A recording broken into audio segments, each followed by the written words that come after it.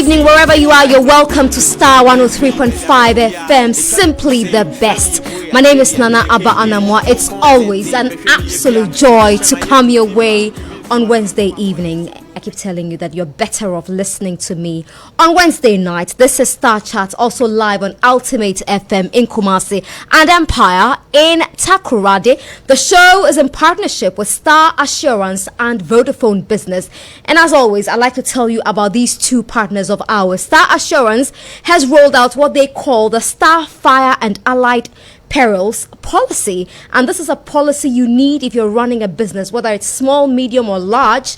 You need the Star Fire and Allied Perils policy, because in the event of a fire outbreak, sometimes you don't even know where your fire extinguisher is. Even if you have it, you've probably never used it, and if you call the fire service, sometimes it takes them forever to get to your location because they need to meander all of these routes, all the lungu areas to come to you. And as we've witnessed in recent times, they get there and there's no water in the fire tender. What do?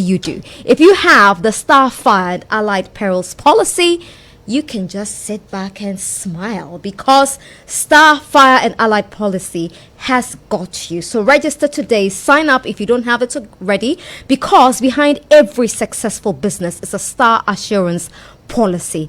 This is why Star Assurance continues to be your solid partner. Every Wednesday evening, we bring you a business tip because we care about businesses. And so tonight's tip is simple. Get customers lined up. It's really simple. Don't wait until you've officially started your business to line these customers up, because your business can't survive without them. So do the networking, make the contact, sell, or even give away your products or services. That is how you keep your customers glued to your business.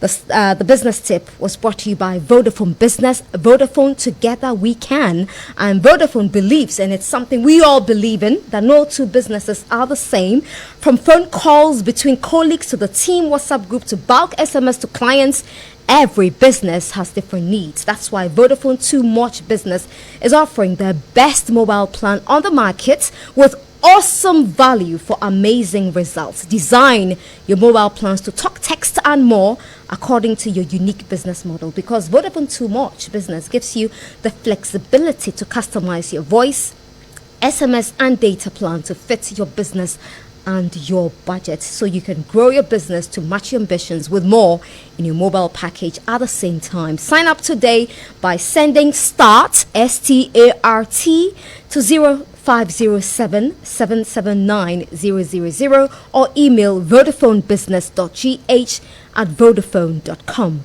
Vodafone, together we can. I'll tell you all about my guest for tonight after this. Extraordinary radio for discerning listeners. Star 103.5 FM. It's a goal!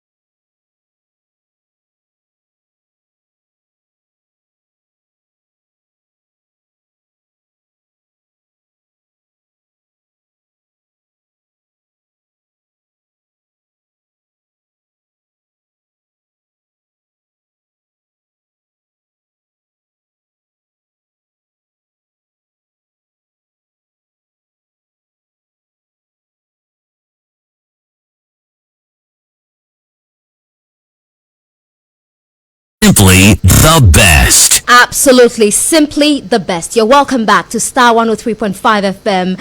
We're live here in Accra, also live in Kumasi on Ultimate FM and Intercrady on Empire FM. Now, straight to my guest tonight, and you know I love to start my show with quotes. So tonight's quote reads, draw a line between wisdom and courage in saying what you want to say and the timing. I'll tell you the owner of this quote by the time I'm done introducing my guest. Then a baby, his little frame landed on a white cloth some hundreds of meters not too far from where I sit today at Accra New Town a few decades ago. And from his first act, that's learning to ride a bike on the streets, which got his parents angry, the word was that a boy with a sporting sparkle and grit had been born. In spite of his love for sports and actively participating in it, he also had a knack for flipping pages and getting lost in books as prudent use of time, whilst waiting for his turn to go to school, since he was on a shift system. That habit honed his love and craft for knowledge and appreciating literary works. Habits really die hard, and the reading gobble continued at Pope Jones Secondary School as the science students' interest shimmered closer and closer to sports. His sheer admiration for the production of sports content in newspapers and on television took hold of his ambition to mirror what caught his eye on the screens. He set his sights of getting the requisite qualification to make his career a fulfilling one when he enrolled at the Ghana Institute of Journalism. Since his professional training, he's worked with reputable media organizations home and abroad, including corresponding sports for the BBC World Service. His drop-dead crisp reporting with granular detail and precision cut analysis turns heads and has become the gold standard for contemporary sports journalism. The A's broadcaster's contribution to Ghana football has also earned him key appointments in not just speaking to the issues, but also actively becoming a part of the solution with roles in sports administration. Today, he's shifted from the brass tacks of sports journalism into managing digital media and oversight for mainstream news. After more than 2 decades experience living his well-thought-out career, what has his life taught him about the passion-driven, chameleon-behaving dinosaur industry of football in Ghana and by extension Africa? Is the Ghanaian sports industry standard best in class or pales in comparison to the creme de la creme? What has social media done to aid or stifle contemporary media practice and journalism? The man with a strong love for shorts, sneakers, heavenly scented perfumes, excellent grills and chilled goodness in a glass, and an eye for excellence, and general manager for digital and acting general manager news for Media General, Michael Oti Adjei, is my guest on Ghana's #1 personality chat show, Starr Chat. And oh, by the way, the earlier quote was written by him on the 9th of June 2020 on Twitter. Oti, it's good to see you. Good to see you too. Did I leave anything? Yeah, did I leave it? Yeah, you did. On the 9th of June 2020. Okay. Yes, you forgot it. Yeah. I tend to write a lot of things. Yeah, you do. But Yeah. does something always inform what you write on Twitter? Yes, it does. It does. I've always said that. So apart from a few gaffes that happens once in a while, pretty much everything I put out on Twitter are things that I can reasonably, and I've had a golden rule: if I can't say it on television or radio, there's no point putting it out. Of course, that doesn't include the periods when I get very worked up and respond to people in the manner that I do. I will not do that on TV or radio. but generally, I try to be as careful as possible. Right. So before we go into the interview, I have to play this for you. I understand it's one of your favorite songs, so I had to bring it. Yes.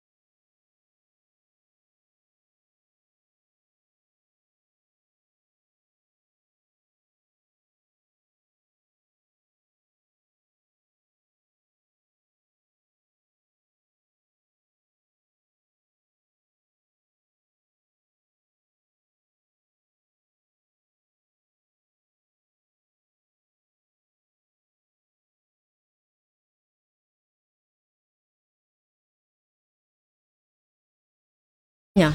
I really do. My theory about hip life from that period, the early 2000s, was that there were a group of us, a lot of us in our early 40s who were out of school, practically around 21 that time, 2021, who were basically just starting a nightlife, and people like Lord Kenya. So you notice I sang along to Obrafo. I'm a big fan of VIP. I love music. I love music. What's your favorite genre though? Is it hip hop? No, I mean, I'm as general as you can get. Right. So I listen to music these days. I listen to a lot more gospel. I think more gospel. I'm getting to the age where you pray for good life, so you're constantly so. Yes, one of my favorites now is Dante Bo, but I love Lord Kenya. Yeah. I could listen to Obrafo all day. I was a big fan of Kwade. I'm a big fan of Konti Hine, and up to now, every time I've met him a few times, and we still have very good conversations. Yeah. I used to love Shaggy a lot because back in Pope John, bombastic. Yes, was the main thing. Yeah. But I love music. I think it's when I'm not engrossed in work, and because I work so intensely, when I shut out from the office, I barely don't want to have interaction with anything but sometimes to listen to music. Okay, so I was picking up bits and pieces. I mean, I've known you for a long time, yes. But coming to do this interview, I just needed other people's perspective as well. This is one that just came in. Michael's recommendation to Ernest Cranton made me land my job at Joy FM in 2012. I met him on the GIJ campus and asked him for help. He was and is still a blessing. This is from Francis Aban. Yeah. You remember? Yes, I remember very well. I think I was at the stage in my career where I was just tired, so, and it had come off the back of not being appointed GFA Comms director, and I sat back and said, I want to go back to school, and it was one of the best things I did. And now on GNJ campus, I met a lot of people. I am always intrigued by people who walk up to me and are very straight to the point. I am not. People say I'm not a very nice person, so I'm. Do you think you are? I think I am. I just think I don't have time for a lot of. Like you've come into my inbox and you say I want ABC, I'm more likely to engage you than hello, hi, how are you, how was your day? I mean, I would probably just ignore you.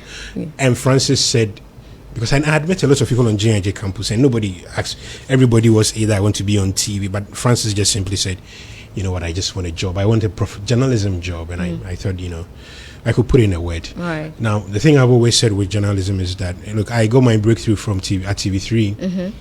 It was in the 2000s, from picking up a phone and calling up Natlai in 2001 and saying that, listen, I can do this TV panditry thing. And at that point, I had no idea it would lead to this career. One of the biggest benefits that I had when I got out of journalism school was Tony Usamofa, may his soul rest in perfect peace, who I met on internship at Radio Gold. And I said to him, I want to write for Africa Sports. And he said, I'll take you.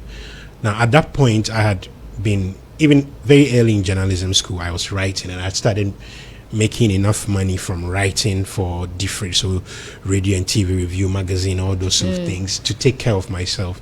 But I really wanted to get into sports journalism, and if Tony had not held my hand, taking me to Kwabena Yeboah, I don't know where I would have met him. If Nat had not given me that opportunity, I have no idea whether I would have broken into TV3. When I went to work at Joy FM, I planned relocation to England had failed, and Neil Armstrong was my friend. I made a phone call. I'm just saying that regardless of how good you are in your line of work, you need people to say, listen, make that phone call. And up to now, it's something that if I can, I do. So Francis was one of those, and there's nothing more fulfilling than when you make a phone call and somebody walks into an interview room and you get feedback. Well, I remember Francis really thought he could do sports journalism, but the feedback he got at Joy was that you're not a sports journalist, but you've got such a great voice, you've got such a great personality. We can build you up into something significant, and I'm always happy to put in that. It's something that people do all over the world. And now look at him. Yes, it's always it's in the line of duty, Right. largely. Okay, so tell me about your new role at Media General. I mean, so everyone, I mean, your name is synonymous with sports. In Yeah. fact, synonymous with football more. Yeah. Because of the diaries you did during World Cup, Yeah. the AFCON, and then now you branched into digital media. Yeah. And then acting general manager for news. So before I do, a few of my I have a particular friend who is very troublesome. I play tennis with him. He's called Mario. Mario, and he says if I don't give him shout out, he'll fight with me. There you go, Mario. Harry, Tickles, Yao Bin, all the boys, chief. In Which the group. Yao Bin? Our Yao Yes, Bin. in the group. So now Right. I've satisfied them. So I think there are decisions that you take that's driven purely by ambition. Right. And I also think that depending on your kind of personality, some people are ambitious right from the start. So they punch above their weight very early, and they try to get into spaces they are not prepared for. With hindsight of growth and everything, I've come to realize that I am the slow burning ambitious type. So Right. I take my time.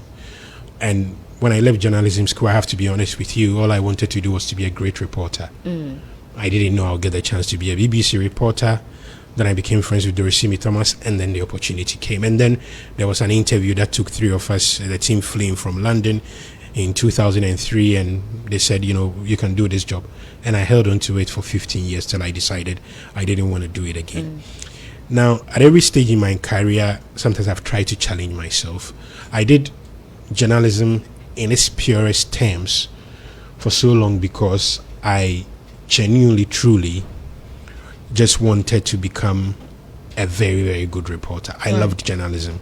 From reading in Accra, Newtown, hiding behind the grown-ups and reading the sports columns, which is how I became interested in sports in the first place. What did they make of that? I mean, No, it was okay. Like, if you sent me to go and buy you anything and it was in a newspaper, I probably would read the newspaper afterwards. It was just a big level of curiosity that I needed to go along with that sort of thing. But so at every stage in life, I've realigned my ambitions to suit my needs in life and all that. So you remember very well, for a very long time, I was a freelance journalist. And at some point, freelance didn't match my financial ambitions. It didn't match my professional ambitions, so I went into TV3 full time. People think I've worked at TV3 my whole life. yeah, I mean that's what people Yes, think, but yes. you When in really truth- didn't. Yeah, When in truth, I was just basically a service provider. yeah. So to cut a long story short, there were two incidents that I think changed a lot of things. Right. I think the birth of my son had something to do with it. I also think that there was a period when I was injured for maybe 3-4 months, and I asked myself a simple question. My question was, if I continue to be a sports journalist when I'm 50, would I have enough resources to be able to take care of myself if I picked up this injury along the line? And the answer was no. The second answer was, would I have enough fulfillment if this was the end of my career? And I thought no. I also think that when you become responsible for another human being, and I've been a very responsible person, my sister knows this, but it's different from when you have a Because you son. lost your mom Yes. some years ago. Yes, yeah. I lost my mom 10 years ago and my dad 17 years ago.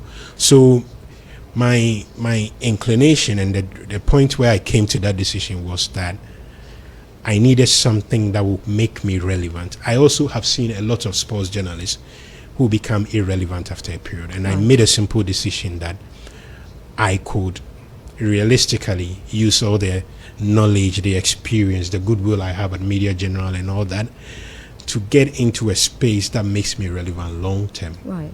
I think I also grew up to a certain point where, having studied and studied and studied, so after I did my master's at the University of Ghana, I just thought that, a conversation I had with Prof. Audrey Adjei, and she may not remember this, but I said I want to do a PhD because I really want to lecture. And she asked me, what do you need a PhD for? Yeah. It was like I met people along the line who challenged me deeply. Right. So I decided that, look, give and take, to cut a long story short, I decided that I won't be fulfilled enough financially, which is very crucial, Right. to be able to look after my son significantly if I continued to stick to sports journalism. The other influence was that I became very convinced in my mind that in a media setting, no matter how good you are as a sports journalist, would you ever be considered for chief executive? Would you ever be considered for a general manager? Would you ever be considered? And I thought, no, it won't happen. And I needed to make a choice. Now, the advice I give to a lot of young journalists is that your reputation will carry you every step of the way. So you do that. One of the best things that happened to me, I think, was to make the decision to go back into TV3 full time to become group head of sports. It gave me a chance to be neck deep into practicing sports journalism. Right. And I will never stop the practice. I've not written an article in a long time and feel rusty. And by the way, your articles are superb. Thank you very much. But what that group head role did was that it allowed me to be able to see the other side of sports. How do you negotiate for rights?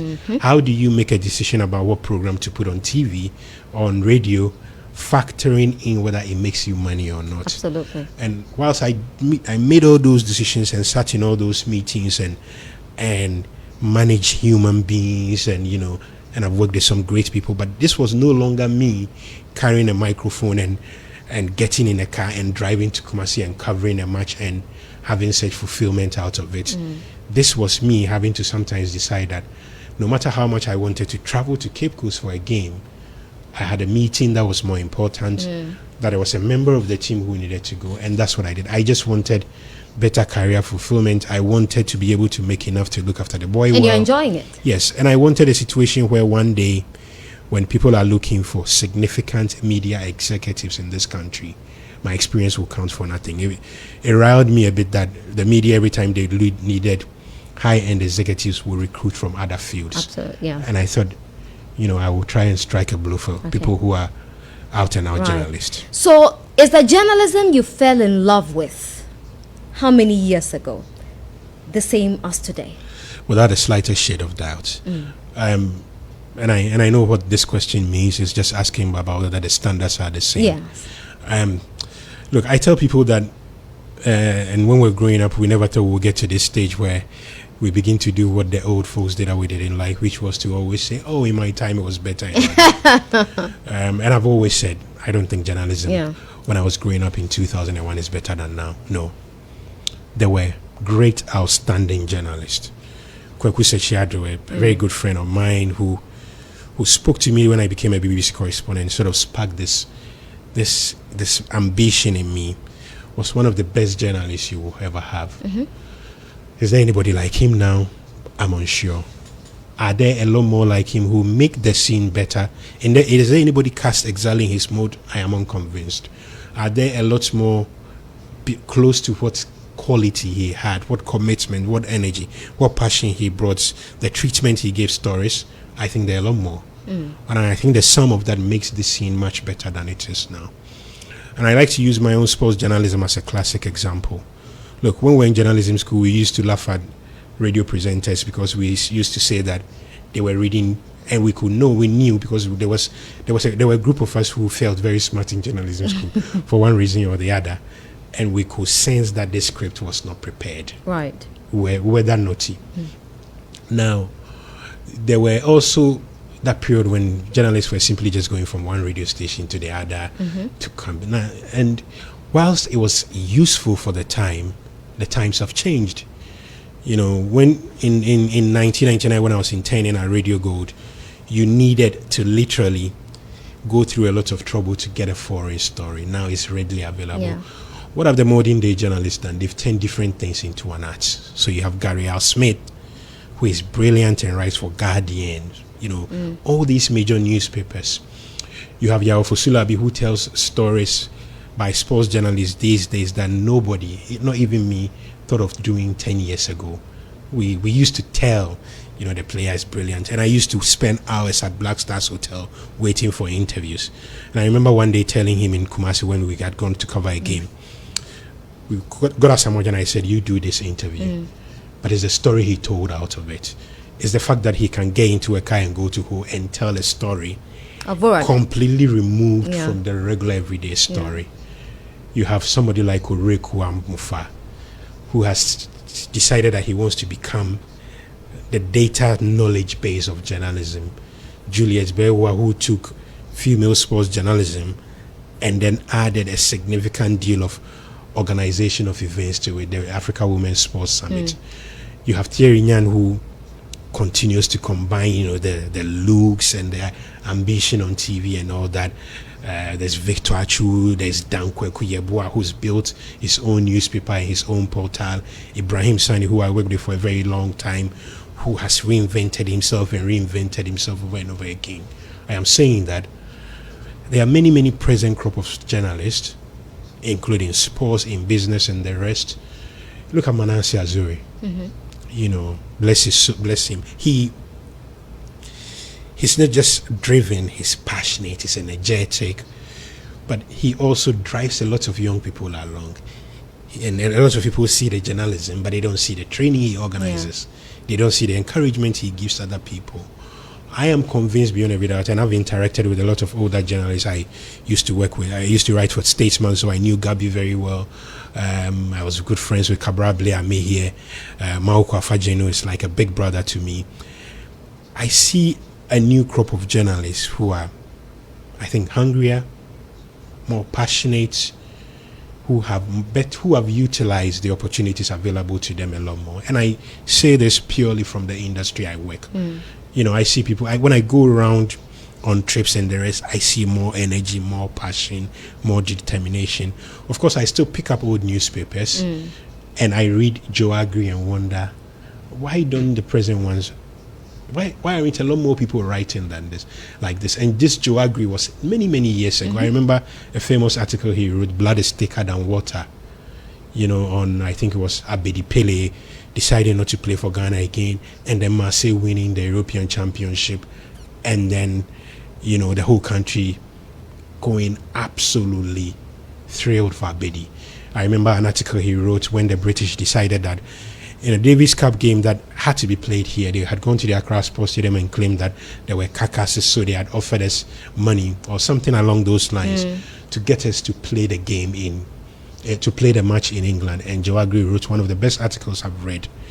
I remember some of the articles I read, Kwabena Yeboah, but I read great articles, and I see, look, Sadiq Adams put out yesterday or 2 days ago a documentary on Robert Mensah that was top stuff. So he's from my city, Cape Coast. Right. So I see a bit more. I see a lot more. Right. So, but it doesn't mean there are no problems. I think there are significant problems. I think journalists are too much in a rush these days, and I am guilty of that. And I say I because I manage a team that makes those mistakes sometimes. Right. It's part of the business. The problem is if you don't learn out of it. I see people who are not reading enough, so their English is awful, their grammar is boring. And the last time I was joking that sports journalists need to stop the Milo pants, because everybody was writing here and I was writing Milo. I said, you need to boost up your writing. I think the reason this has happened is that you take Twitter, which has become, you don't read in the strongest sense because you can get everything from there. Now my recommendation to people, and I have a habit of reading a long article at least once a day, and it's very early in the morning because I think your mind is better off in the morning. I go through a lot of things. The best human beings spend a great deal of time acquiring knowledge, and I think too many people don't. So I've, for instance, sent you a few research work on journalism. I think you must see this job as, so I think the best way for journalists to continue to develop this, I told one young sports journalist, I said, there is nobody who does law who does not prepare with brutal efficiency when they are going to deal with a case. Right. If a doctor is going to perform a surgery, no matter how many times he's done it, he's checking his tools, are they in order? Is the generator working with this thing on throughout? That sort of thing. Because he's got a clear idea of everything that potentially can go wrong, that affects it. And yet I see too many young journalists these days who are running into studios. When I was coming here and I was late, the first instinct was to try and say, I'm going to figure my way out here early. But if I was working here and I came in at the time I came in, you needed to sack me, because you don't know when the console goes off, you don't know what goes off, that sort of thing. And I sense in too many works a lack of preparation, a lack of attention to detail. a lack of passion, a lack of drive, and that for me is not good enough. But the good nuts, far by a mighty wide margin, just outstrip the bad ones, and that's why for me journalism is still in good health. Do you miss reading the news? Actually, no. You don't? No. Wow. I don't have to. Makes the two of us. Yes, I don't have to. I don't have to stress about whether I'm wearing a suit Do today. you miss running commentary? No. You don't. Even though I'm so in my original life plan, this was when I would become like a full-blown proper TV commentator. Yeah. After Mark Gleason, who is another very, very, very big role model of mine. Right. But look, I'm very happy where I am. I'm happy with the opportunity to influence policy at a media house, the management, to be able to manage news. That news bulletin is a really big deal, and to be given the responsibility, I think is the greatest honor anybody has done me in journalism yet. Absolutely, that's interesting to hear. All right, let's talk about football.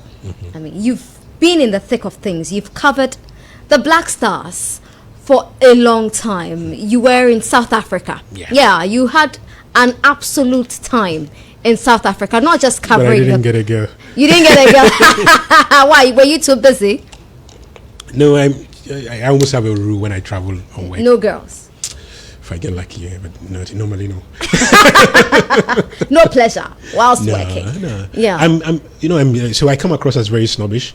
You do. And it started in stadiums. Yeah. So maybe it was my personality that I took there, and I always use whenever I've done a few training programs and speaking at sports engagements with sports journalists for Betu and the rest, and I always make this point: if I ever walked into the stadium and I didn't treat it like my office, I was not cut out for this. Right.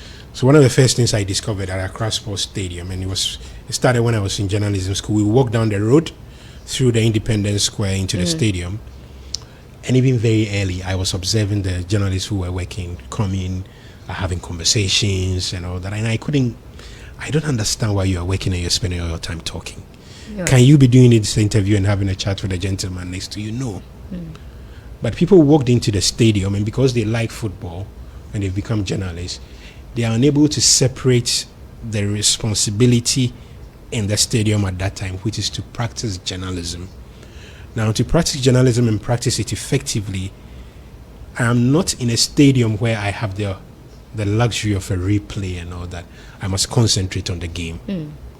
I must not just concentrate on the pitch. I should be alert enough to see what's happening on the bench, to cast an eye wide, and I remember very well the architecture of the stadium, so we're in the corner there to see here whether any group of fans are misbehaving. Is something unusual happening at that side? Is there noise from somewhere? My point is that to be an effective sports journalist, I needed to treat the stadium like you treat the studio. Maximum attention, like just focus on what you're doing. If I sent you out to go and work on a story with this Javier incident, and you sat in the church and you gave me every detail, but you missed the point where he was being picked up, or where he was being taken into the car, and I found it the most important, and you didn't get that because you're making a phone call, I have issues with you. Right. So that's sometimes people say I'm a bit too demanding, but that's the attitude I took into the stadium. The stadium was my office. It was my workplace. I needed the same concentration as the banker who is giving out money needs in his office, the banker who is signing off on a significant deal. And a lot of people, sports journalists, didn't understand that. But my attitude in the stadium was the greatest respect I could pay to the job I was doing, which was very simple. Just take it seriously enough. And that's all I did. Now, and it paid off. Yes, and I could have been a bit nicer about it, but I could walk into the stadium and you try to talk to me during the match and I won't say a word back. I'm just there, because I don't want to get anything wrong. And even up till now, if I watch a game, I'm thinking, what am I going to write on Twitter when this game finishes? Right. I need people like that, and everybody who's worked with me. So one of the things they didn't enjoy the sports team was that I go to the stadium with you to watch a match. Because that's a lot of pressure. Because I don't understand why you are, like maybe you're on your phone or you're just chatting to the guy. I find some things, and I keep saying it's the way I treat I think people must treat their jobs. You treat it with urgency and the energy and the passion required. If I'm here and some big breaking news happen, I'm running out of the studio and into my car straight to where I get paid a salary for. That's how I want people to treat their job, and that was part of the attitude that I took to sports journalism. Okay. Were you ever attacked by football fans? No. Never. You were not. Okay. Because I don't know whether I was out of fear or what, but I've always been very measured in what I say and what I don't say. I'm a very critical person, sometimes overly critical, but I never get into I never go into any situation. I don't want to say this to suggest that when the other journalists have been attacked, it means they've done anything wrong. That's why I'm being careful. But I didn't rile up fans to that extent. You know, a lot of Hearts fans knew that I had inclinations to Asante Kotoko, but I was one of John Satuku Efio's favorite journalists, and I say that proudly. I spent a lot of time at Hearts training grounds because it was at a period when Hearts of Oak were this unstoppable force. So the last time I met. What do you make of them now?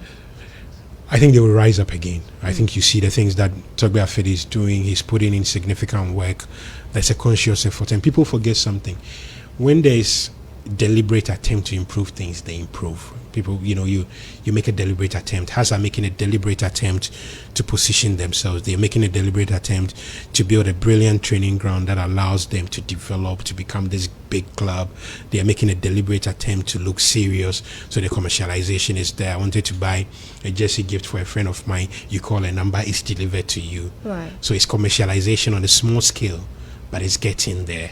There are a lot of things that needs to improve. And I think you have to admire the deliberate step-by-step approach.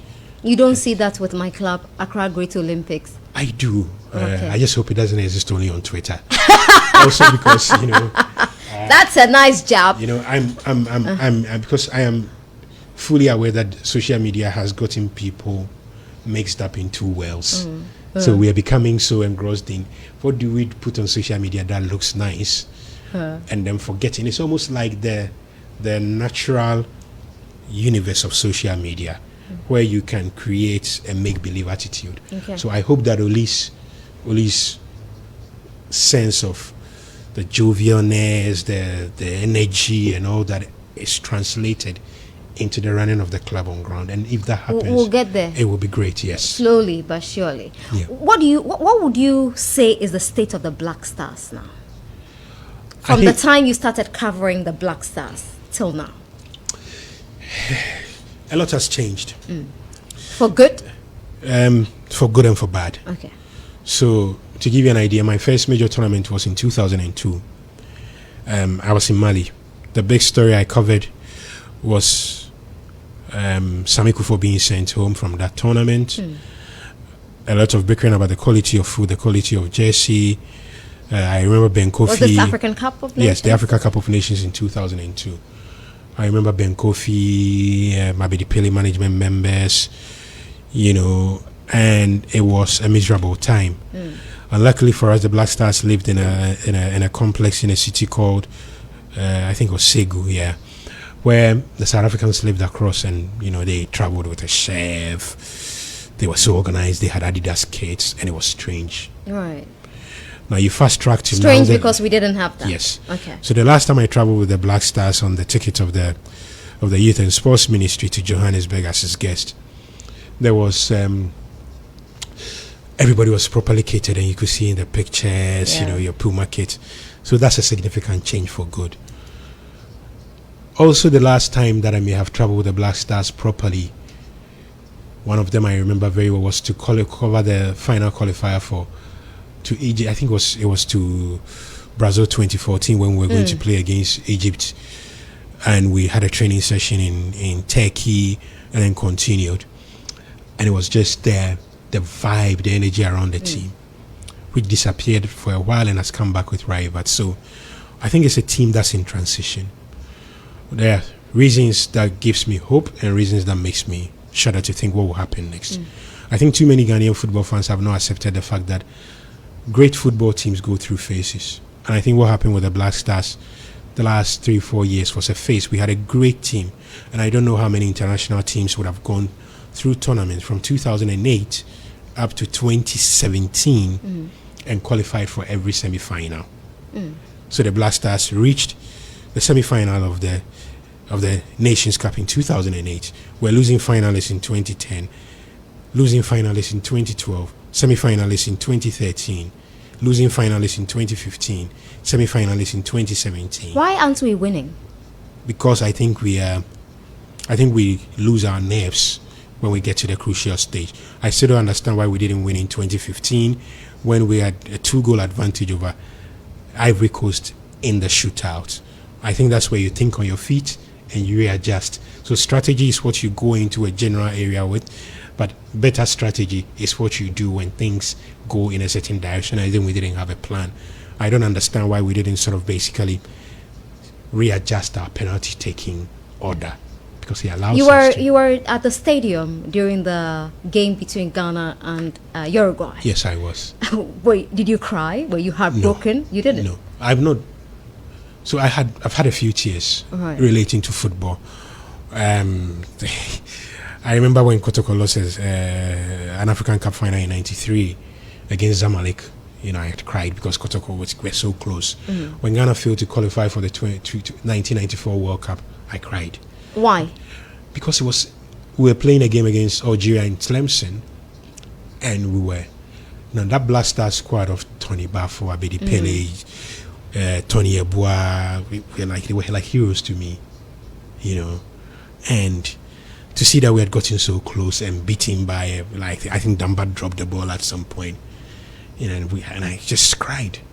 Now in 2008, during commentary for TV3, in the semi-final of the Nations Cup, you know, I was so sure we were going to win that tournament. But that's also something I tell people: don't become too personally invested. So because I had followed the team through Dubai and the rest, by the time the semi-final match was over, I had forgotten my journalism and become a fan, which was a weakness. And I got out of the commentary room and I just cried. But after that, I made a decision that this was not worth it again. Wait, hold on. With the tears, has a girl made you cry before? Yes. Oh, yeah. I was going to compare. Yes. Yeah? But it was only once. It's never happened. It was when I was like 22. Yeah. You got your fair share of the broken heart. Yeah, it was very painful. But okay, moving on from 2008. Yes, moving on from 2008, I decided I could be invested in the Black Stars, but not that invested. So at the 2010, but a lot of that was also because I worked with the BBC, whose the culture they instilled in you just didn't allow you to cry. No, to be overly a fan. Right. So if I gave an interview and there was something we did often at the BBC, we called it a live two-way. If I went into Fast Track and Farai Mungazi asked me, you know, Michael, tell us what's happening at the Babayara Stadium in the World Cup qualifier. If I said we are leading by 2-1, blah blah blah, I will get an email the following day pointing out those things to me. The BBC is a sucker for impartiality, and I'm grateful to that service for instilling that in me. So I never say things like we. We. So it's Ghana. Yes. Right. And so in 2010, I spent the whole period working as a commentator for the BBC World Service. Myself and Ibrahim Sani were the two Ghanaians on the team. Komla Dumome, his soul rest in peace, was leading the coverage on World Service TV. And we almost felt like we were on a mission. So we needed our journalism to be of the highest quality. For your journalism to be of the highest quality, you can't be a fan. Now, where I had the advantage was that I could bring such a deep understanding of the Black Stars and perspective into the commentary. But I needed to be able to take myself away from the game. So in 2010, it was just another day. When we were playing against Uruguay, I didn't do commentary that day, so I watched as a fan in Soccer City, and I sat with a few Ghanaian sports journalists. When the penalty was awarded, I had a very bad feeling about it because the players were too jubilant. Right. What I did was that I turned and sort of just faced the crowd. You didn't want to watch? Yeah, I didn't want to watch. Okay. And I could tell by the sound in the stadium, and it's very cold that day as well. I could tell the energy drop in the stadium. And ooh. Now, it was strange for me. You know, I have to be honest with you. I've never felt that in a long time. But so I made my way to what in major tournaments you have a place called a mix zone, where players and journalists interact with the players who come through, and you pick who you want to interview. And I could tell tears had dropped from the faces of the players. Now, I wasn't emotional. I have a journalist friend, Frank Simon, who works for the France Football Magazine, who introduced me as a juror for Ballon d'Or, who couldn't hold himself. He was so angry. He was so angry with Suarez. He was so angry with the referee. And he's covered every Nations Cup, by the way, since '98. So he was so invested in African football, and he couldn't believe it. But I just stood there. And watched everybody. I had an appointment with SABC the following day. I didn't go but when I go back to the hotel, the emotions began to tell. And I didn't cry. The following morning, I needed to work, so I picked up my stuff, headed from I think it was this neighborhood in Johannesburg called Melvin, down to a neighborhood called Bramfontein, central Johannesburg, into the hotel there, the Protea there. Sat in the lobby. I had texted Asamoah Gyan I wanted an interview. He said, I'm happy to do it. And by the time I finished with the interview with him, I decided, listen, life goes on. Now, and I know that a lot of people still carry a lot of... Yeah, I was going to ask that. Because even in 2021, Asamoah Gyan gets so much... what's the word I'm looking for? Vitriol for that? Yeah, so much vitriol, so much unpalatable words. I think it's... I don't know if it's become a joke now. When anything happens, people immediately say, if Asamoah Gyan has scored that goal, this wouldn't happen. I mean, it's a joke, but it's so annoying to read. I hope, I don't want the people on Twitter to say this, but I would rather err on the side of Asamoah Gyan. I think it's grossly unfair. I've also heard a lot of theories about who should have taken the penalty and who should not, and all that. Do you think Stephen Appiah should have taken? No. It should have been Asamoah Gyan. It was Asamoah Gyan. There was nothing wrong with Asamoah Gyan taking it. He's not the first person to miss a penalty of that magnitude, I understand. But I'm looking at it purely from the numbers. The reason why we should have changed the penalty is said in the convenience of hindsight is that in the World Cup, I commentated on Ghana versus Serbia in Pretoria. And we had a penalty, I think it was in the final 10 minutes. And it was Gyan who stepped up, smashed the ball into the net. The pressure was not the same as scoring to get into the semi-final. But at that time, there had been a number of African teams who had played their opening games and had not won. So Gyan got us the first 3 points. I also watched Gyan against Australia in Rustenburg, rolling a penalty. Gyan was responsible for 2 of our first goals in the World Cup. Before that game against Uruguay, he was responsible for 3 of our goals in the World Cup. He was responsible for the goals that took us into the knockout stages. You understand? He was responsible for the goal that took us into the quarterfinal. In football, you say you let players in form take penalties. Gyan was a player in form. He was not just a player in form who was scoring from open play, who had scored one of the best goals I've seen in the World Cup when he took that ball on his chest against Bocanegra. It's almost as if I'm commentating on that game. And then the ball goes sideways, and then he's still able to hit this awesome shot past Tim Howard. What did anybody want Gyan to do? He had scored 2 penalties. He had scored a great goal against USA. He had got a good game against Uruguay. Gyan was the right person to take that penalty. So we should cut him some slack. I think so. And I think really that's what it is. Life goes on.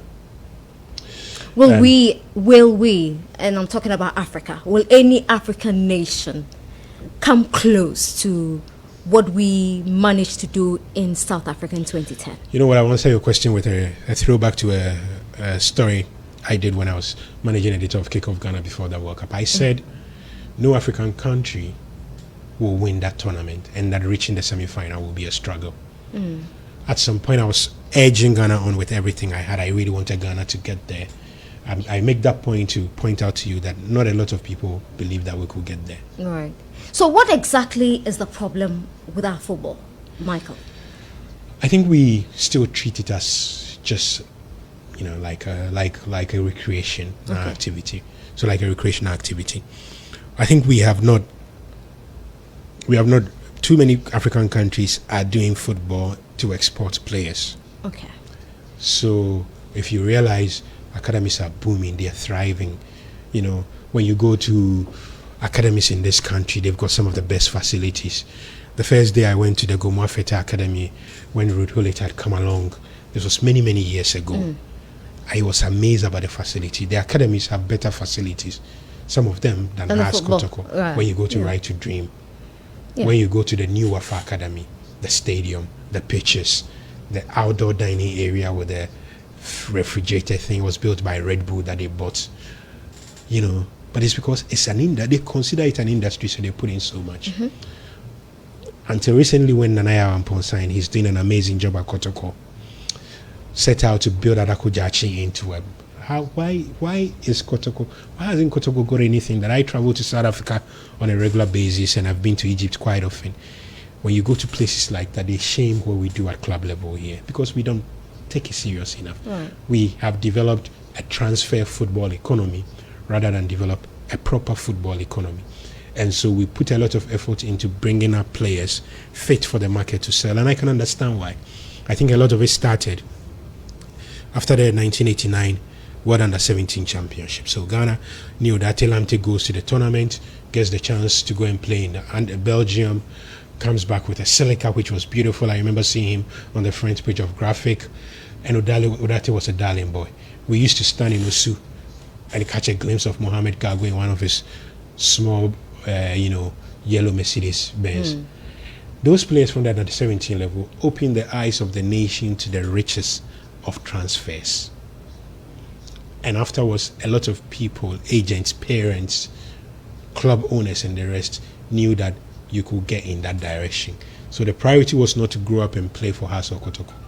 The priority was to become one of the people who goes to Europe first. And it hasn't changed. It's not changed. There's nothing wrong with that. In fact, it's the same in Brazil and the same in other countries. Right. What those countries have done well has been. And my point is, so why don't you develop your local football as a basis for that, rather than almost create a different ecosystem? Academies just developing the players for that. That's why I'm excited that increasingly the average age of players playing in the Ghana Premier League is dropping, which is a good thing, because then you are preparing players for the international market in a more structured, but also in a competitive environment. Right. And if that happens, we're giving players to look. Michael Oti, before he went to Europe, had played for Liberty. Stephen Appiah had a few great games for Accra Hearts of Folk, Lai Kingston. Even Asamoah played a few games for Liberty Professionals and scored some goals. You need that. You need that exposure. You need that awareness. Whilst a lot of our modern day players are going straight from the academies in, you still must find a good balance between that. Amati played some games for Inter Allies before he left. So that is a culture that doesn't need to change. Okay, so I'm staying on the Black Stars because you followed Ghana football for a while. And I remember, I don't remember the exact words of your tweet, but the day the number 12 expose was aired by ANASA, the National Theatre, you were not shocked. No, but I was not shocked only because I had seen a bit of it before. Oh, right, okay. And, basically I've had a bit of a chat with Anas before the release of that. And this was after it had become obvious that it referred to Nyantichi and all those things, so that nobody says that I was involved in the planning of it. But the things that were featured in this documentary, did anything really surprise you? Or I was shocked about the Nyantichi bit. Okay. I have to be honest. I was not shocked about the refereeing bit. You were not shocked about that? My godfather friend, senior colleague, I speak to him more than I speak to most people in life, and we're almost at a tennis court almost every time together. Always used to say that referees are involved in a lot of dealings, and that the only reason it doesn't come out, and because I'm with him often, I know a lot of stories. Right. But also when you play in some circles, you hear a lot of things. But in journalism, you really pretty much can't say anything, right, unless you have proof. Now, what Anas did, and what I'm grateful to him for doing, was that he shut down that conversation. He proved what a lot of us couldn't prove with the standard procedure of journalism.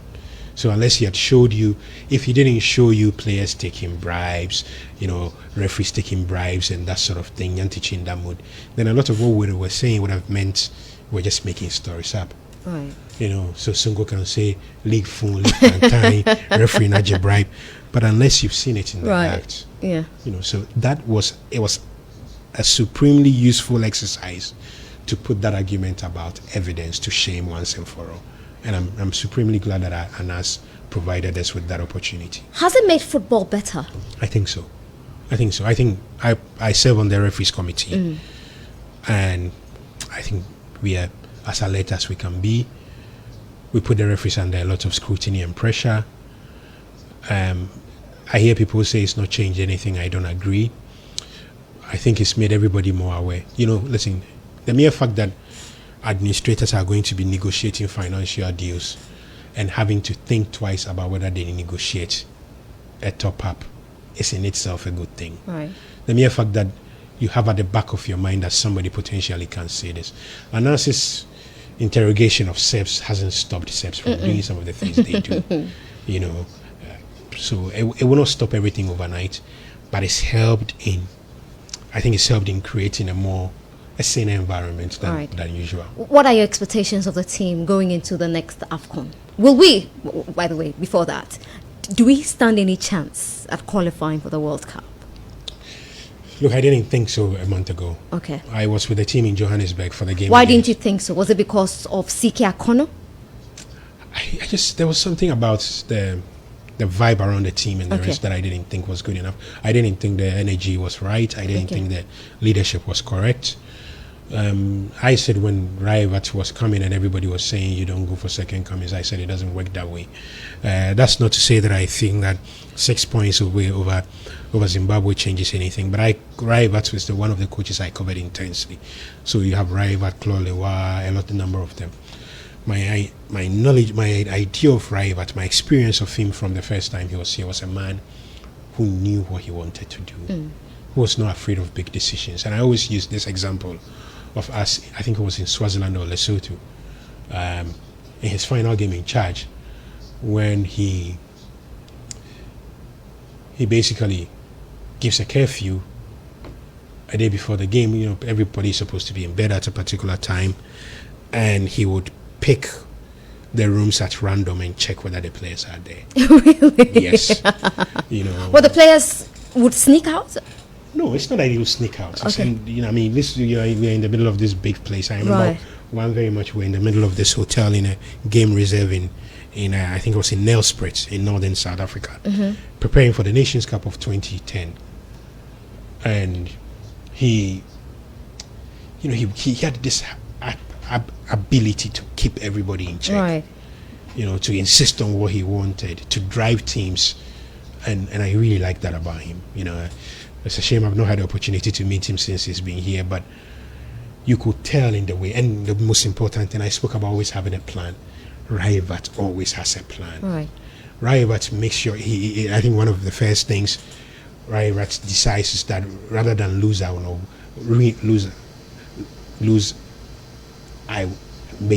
to lose. You can tell when he's managing a team that there's a certain understanding, there's a certain belief. It may not be beautiful on the eye, but it's efficient in getting you results. So we all mocked the one goal project of 2010, but ironically when we decided to play an open expansive style of football, we lost to Egypt. You know, they caught us on the counter, ball played behind us, and they scored.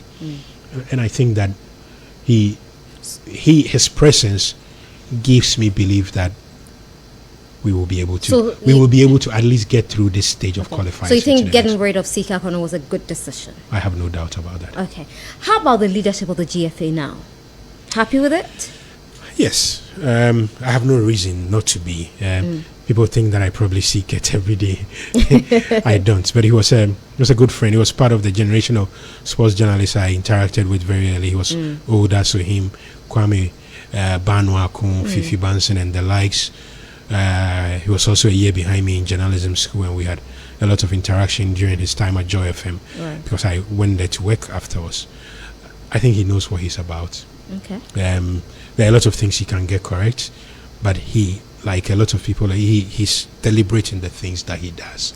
He's deliberate in the commercialization. He knows how to package things And we forget something. These days, the best managers are the best marketers. Absolutely. You know, part of your job in managing things is also market it well.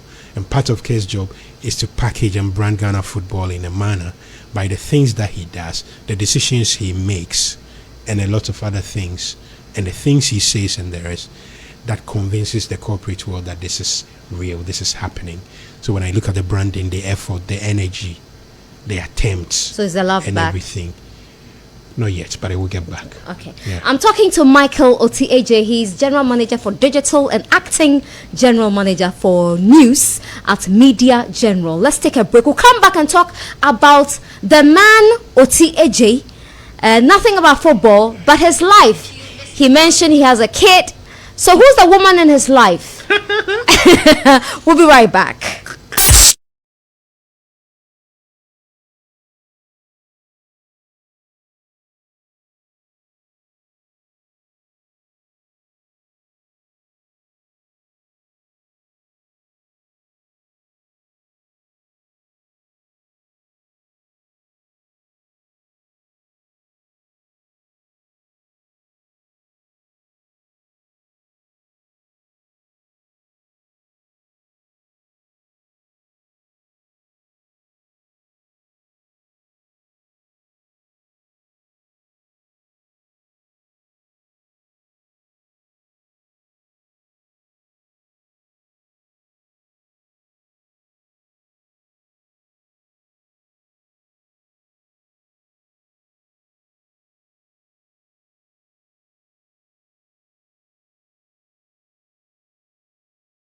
With Michael Oti Adjei from Media General. He's in charge of news and digital there. So, Michael, you have a son. How old is he? He's 4.5. He's He's growing, quite huh? strange, yeah. It's as if he was born only yesterday, Yeah. and you look at him, you think he was born 10 years ago. Youngster. Youngster, That's yeah. how I call him.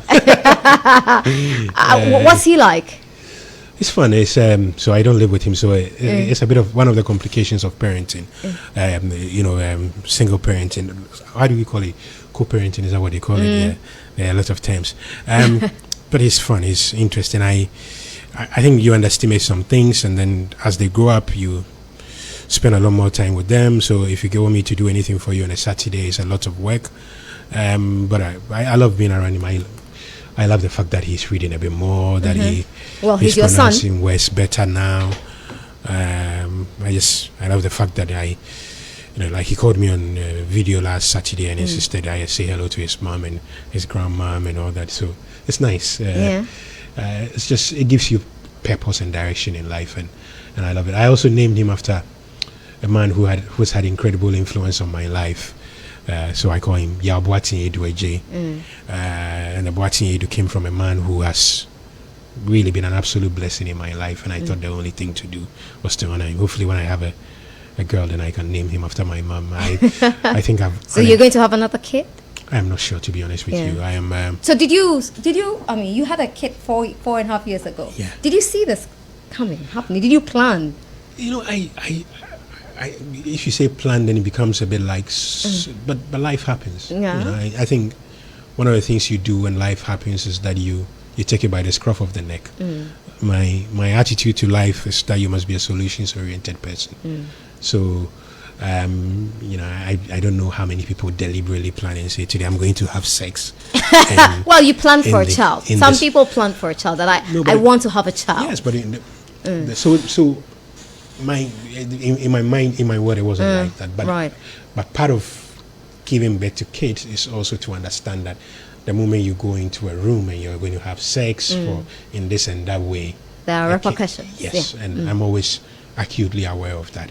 So I've just taken it on. I'm hoping. And you're enjoying fatherhood, being a father. Yes, I'm hoping to give him a great life, to set him up nicely, to ensure he goes to some of the best schools in the world. Hopefully, studies at Harvard one day. I'm just going to put as much effort into making him happy. Right. That's what I want to do. Okay. At least, so I remember very well my nephew, Kojoche, who the one in London. Yes. Yeah. He's 20 years by now. It's strange. When he was here 4 years ago, when Yao was born, he said, Ish, uncle, my only problem is that now my trainers will stop, and that's sort of You can't buy him trainers anymore. Priorities have changed. I've found a way of keeping up with the trainers on both sides, and it's been good. It's been nice. Yeah. But you're not with his mother. No. So who's the woman in your life? Nobody, actually. How? Like I want to play. But the thing is, I mean, what I want to. I like freelancing. So you're freelancing. I mean, I have so people. Oti, sometimes I worry about you. I sit down and I worry about it. That Oti, I mean, if Oti decides to settle, it will be difficult for you because you are so particular. Yes, but everybody around me knows I'm particular. You are particular. Yes, I'm particular. So how are you going to settle with a woman? That's so. When you're particular, you win on some things and you lose on some things. Okay. My friend Delaji Junior says that I'm too fussy. I'm too particular about things that maybe in a certain condition when people will understand some things I don't. So I understand. I'm trying to work on that. But listen, I think it's great to be fussy. And you like extremely beautiful women. Do you know anybody who doesn't? Some men are okay with. How can you just be okay with just an okay woman? But beauty lies in the eyes of the beholder. Yeah, but some beauty when I is make universal. The decision, yes. So if you can make a universal decision, why do you make one that only you can see? Like you are the only one who can see the beauty. So you are freelancing now. Yeah, I mean, freelancing with how many women? Because freelancing is open to it. This part will put me in trouble. Yeah, but there will be a few confident people, and there will be but it's okay. So you see, I think the thing that comes with, and I know it leads to some. I'm in my early 40s and I'm not married, and people find it very strange. Do people give you pressure? No. The only person who could give me pressure is resting beautifully somewhere is my mom. Do you think she would have given you pressure to get married? I think if my mom was around, there's an 8 out of 10 chance that I'll be married. Right. Because my mom was that. I would do anything to make my mom happy. I loved her. She was, because my mom was immense for me when I was growing up. Right. My mom would, I remember my Pope John days, and my affection for perfume came from my mom. Right.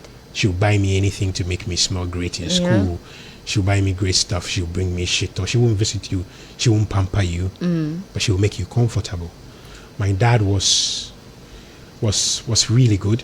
He was not a rich man, but he was an extremely responsible person, and that's why I pick a lot of those traits from. So my dad would spend his last pesewa to buy something for you if it meant he was going to go hungry. Wow. And that's lived with me like literally my whole life.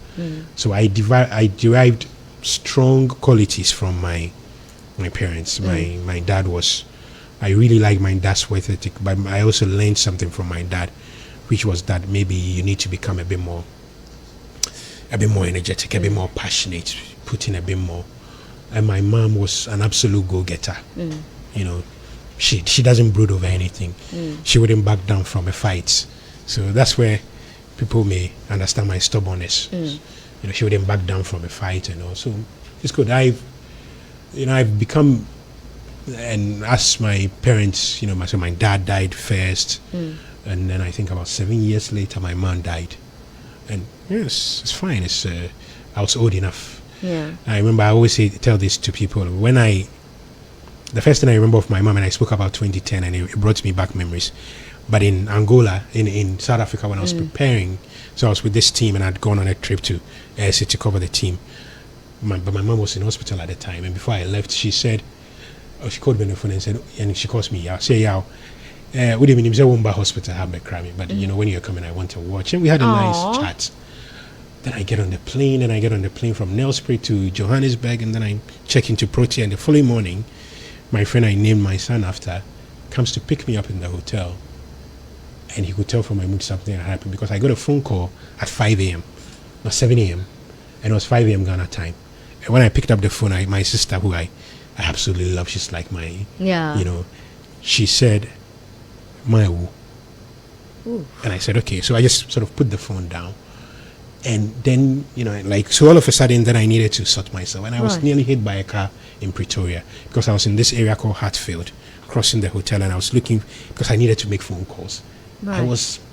It was very intense, and I've never had a more complicated flight than the flight back home. So my friend picks me up, we go home, they drive me to Artembo, get me, and I get on the next flight to Accra, and I just come home. It was really surreal, I have to be honest with you. I went on air TV3 during the tournament, and I don't think I had, Angola was like, so I eased into the tournament as time went on, but the early part was very difficult. But the things that I say to myself is, my mom would be very happy if she was around. Absolutely, she'd be and proud. It makes me happy, and that's the most important thing. But will you ever get married? I don't know. It's not on the card. I have to be honest with you, and I have this conversation with everybody who I must have this with. I drop the hints as much as possible. I never say never. I knew somebody who said he would never get married, who got married at 46. I know people like I admire, like Randy Abbey got married late. I know people who said they would never do it, and they did it. So I'm not going to. I also know that when it gets to a certain stage, it's something you may do. But I have to be honest with you. When I wake up in the morning, when I was planning my life, marriage was never part of the equation. I was not the type who woke up and went to school and when I factored my life, you see how clear I was in my mind about what I wanted to do. Yeah. I never considered family a part of that. Right. And I know I'm happy for you to stay that way. Maybe it's a chance for me to, but I try to make up for that in different ways. I try to be a bit more compassionate towards my nephews and nieces. My junior brother has 2 beautiful daughters. My senior brother has 3 great girls. My big sister lives in England with her 3 kids. And yesterday I posted something on my WhatsApp status with her. I saw it. And with her daughter. Yeah, her daughter. Yeah, absolutely. I keep an eye on them on Instagram. So there's a lot of things to do. Now, if I'm not paying for people, I don't have a son who is 17 years now. I've paid for people to go to who can pay fees, and so I don't even remember their names and all that. I try as much as I can to help somebody through journalism school every year, and I've done that for a few people. I want to do as much good as possible. I want to. My thinking is that I should be able to prove to people that you don't need marriage to prove that you are responsible enough, that you're compassionate enough, that you think about people. And when I do all those things, all is part of the drive. I'm going to get a lot of flack from Roman Rage and from my friends, but I do feel very strongly about that. Right. And what do you make? I mean, I'm moving away from your personal life to this administration, Nana Akufo-Addo's administration. What do you make of his governance? I don't like politics. Yeah, I know. You've never liked it. I'm sure you receive complaints, incessant ones. I hear people complain all that. But I have friends on both sides, so it makes it very difficult. I have to be honest with you. But I think things could be much, much better than they are now. I think a lot of things could be better. I worry about the price of fuel, but I also like a lot of things going on. I like Baumia's energy and drive towards trying to make sure that we become a digital first economy. You can fact check a lot of the things that he says, but I think it's important that somebody so high up in government can take that on. Which minister stands out for you? I'll pick my friends. You pick your friends. You will, huh? I like the young ones. I like those in my age brackets, I think Alfred Dami is really on top of his game, and I say this purely to see somebody so young get into that space really inspires me. And the questions it leads me to ask is, maybe should I have gotten into law early, which was something that I really wanted to do. Yeah, at some point you talked about it. Would you still do it? I don't think so. Right. I'm too competitive. I don't think I'll be competitive enough in it at this age. Right. But I like Samuel Abujinapo a lot, and Asenso as well. But I say they are my friends. And then, of course, the Pope John Boy, Kojo Ponkroma. I think he's brought significant dignity to the information ministry office. He's held it down well. He's a good face. He's a good public face. He knows how to communicate. He knows how to say the right things. Will you ever go into politics? Once again, never say Never never. say never. Never say Right. never. I have some great friends in politics. Stan Dugwe was it's been like a brother to me, literally. We will not be as close as we used to, but we were thick as thieves in journalism school. Right. You know, yeah, I knew James from Radio Gold a while back. Yes, I was in Pope John around the same time with Omani Buama. Right. Michael Kwesa White was my school prefect. I think the Imani founder was there. Franklin. Yes, around the time. So there's a lot in it that you could do. But I think realistically, my calling is in media. My calling is in this. And if through politics I could serve in a media capacity one day, I will never say never to it. But I don't feel like I have the temperament, the capacity to be able to be standing on campaign platforms, campaigning and that sort of thing. Why? What about it? It's just not my kind of thing, So I have some really good politician friends like Fifi Boafo and the rest who are involved in politics one way or the other, and I see the pressure at close range and all that, and frankly, I'm unconvinced that I've got the people skills to be able to deal with that. So maybe never say never, but I'm thinking one day you'd find your constituency. You never know, maybe. Yeah. And also on issues, making the news in this country.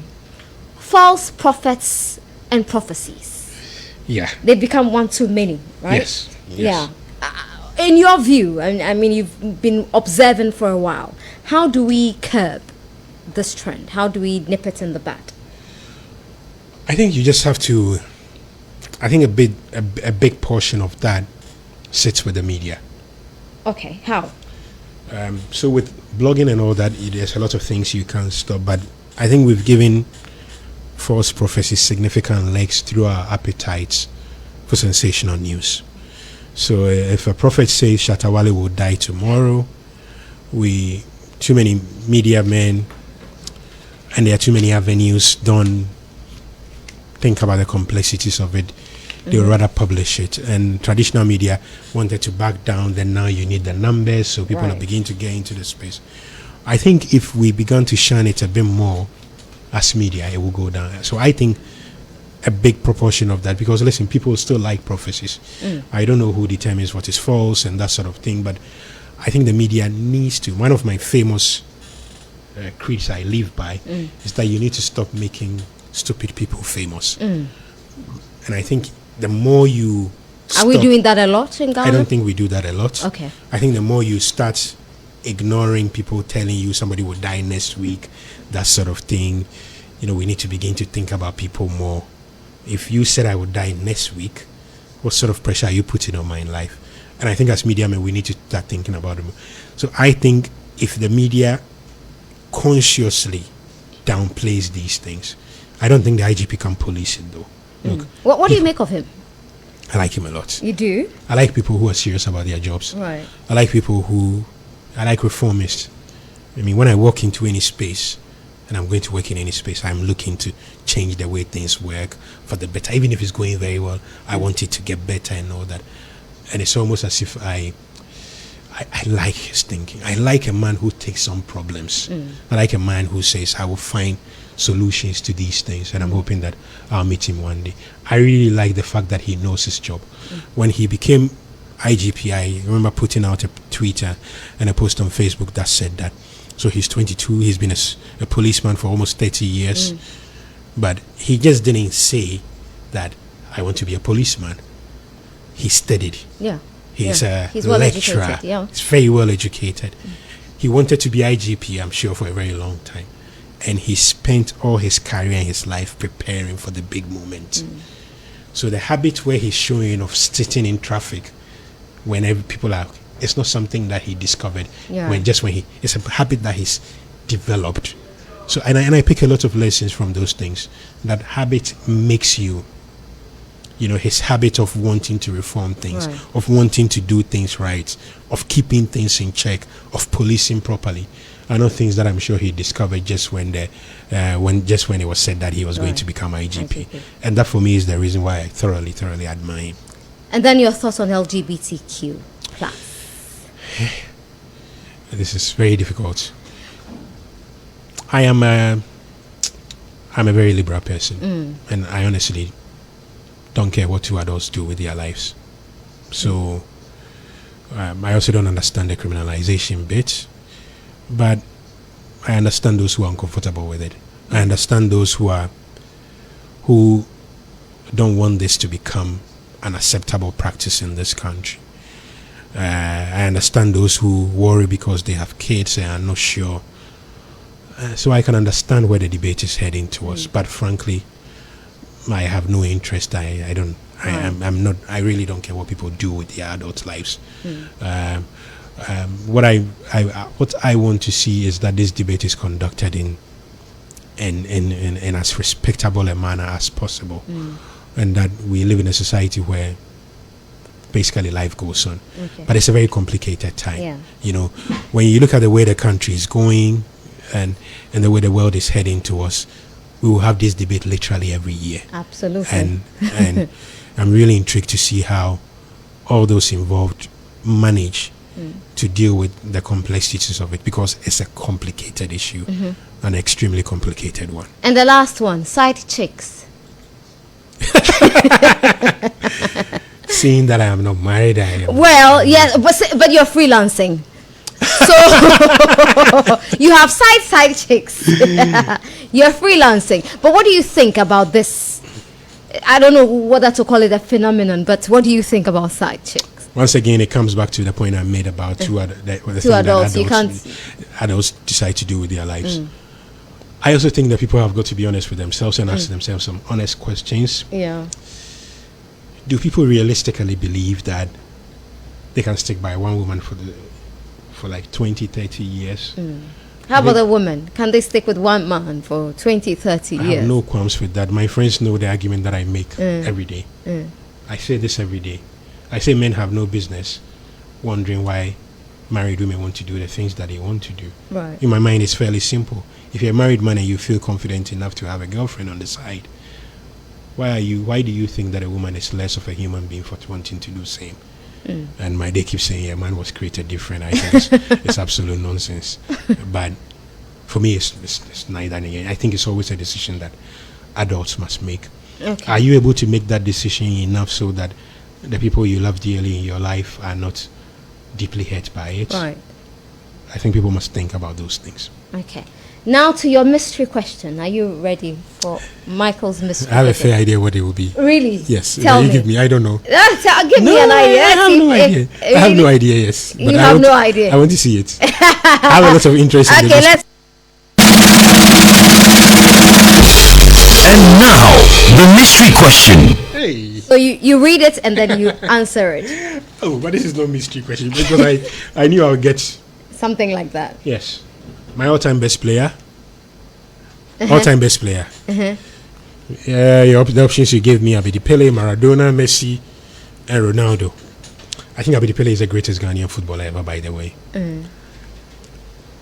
The greatest footballer of all time, in my mind, is Lionel Messi. Why? I think he's been very consistent. He scores goals. He does everything. And I think he's that good. I don't do the. I've always been a Maradona fan. Okay.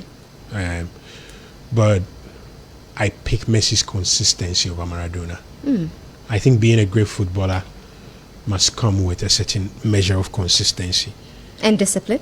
And when I see what Messi has done, so if you gave me the option, I probably would pick Cristiano Ronaldo ahead of Maradona as well. Because yesterday we were having this conversation on Facebook, and I responded to the author Nana Aba Anamoah's post about Ronaldo's, and I said Ronaldo's pursuit of excellence is relentless. It's amazing. I look at him and Ronaldo, what Ronaldo does gives you practical lessons on life. He knew that he needed his body to be in citizenship to keep. He checks what he eats. He does that. And he's performing at peak level at 36. Yeah. He walks into Man United and he's changed the face of the team. Do you want to walk into any business, any office, any workplace, and for it to be said that you've had a major impact? That's what Ronaldo is doing. He walks in everywhere and the impact is immediate. So whilst I don't buy this argument that you needed to have proved yourself in various leagues, when he's gone, he's not been found wanting. I think there's something to say for loyalty, for wanting to stick in one place. But whenever he's walked in, he's adjusted. He's adjusted to different players, different roles, different personalities. And I also think, unlike a lot of people, that the modern game demands a bit more of players than it did in the past. And that's why, for me, should only be sacked. Actually, I'm not a big Man United fan. I know. Yes. Thank you. But I think a club like Man United clearly must make a decision about whether they want A-list managers or they want to stick with a guy a legend on sentimental grounds. I think they're doing it on sentimental grounds now. So you have good days, but it's nice to see them endure many bad days, as many bad days as possible. Michael Oti Adjei, thank you so much. I was reading the Facebook comments and it was constantly coming up. Yeah. This guy is the GOAT. He's the GOAT. So yeah, that's for you. But thank you so much, Oti, for doing this with me. Such a pleasure talking to you. The freelancer has gotten me into trouble. Oh really? Mr. Freelancer. Freelance man. It will be a problem tonight. It will, huh? Yeah. Some people would give you headaches, right? No, nobody has the power. No one has the power. Yeah. Okay. There goes the freelancer. Yeah. Thank you so much. And thank you for listening to the show on Starr 103.5 FM in Accra, Ultimate in Kumasi and Empire in Takoradi. Have a good night, everybody.